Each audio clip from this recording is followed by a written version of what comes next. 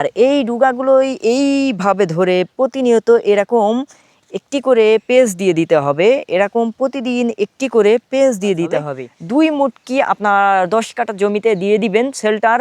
তারপরে দেখবেন গাছে অগণিত পরিমাণ আপনার ফুল এবং ফল আসছে। আসসালামু আলাইকুম, আমি কৃষি উদ্যোক্তা এমডি শাহিদ মজুমদার। অনেকেই চিনেন, আবার অনেকেই চেনেন না। দেখুন, আমার সিমের জমিতে একটি প্রথম সিম ধরেছে। দেখুন কি চমৎকার!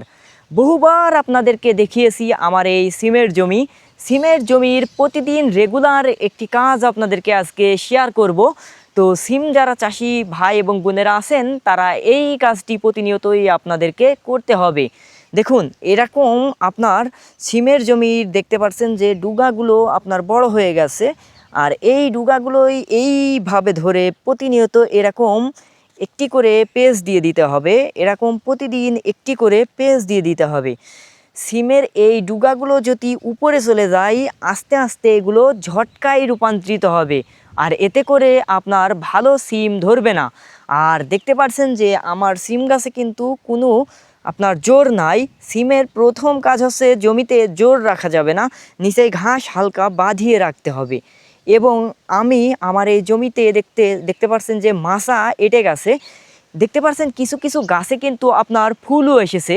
এই সময়টা আসলে করণীয়টা কি? এই সময় যখন দেখবেন গাছ ভুঁই জুড়ে আপনার এঁটে গেছে, ওই সময় আপনারা জাস্ট সারা বাংলাদেশে আপনারা এই ঔষধটা পাবেন, এমনকি ভারতেও পাবেন।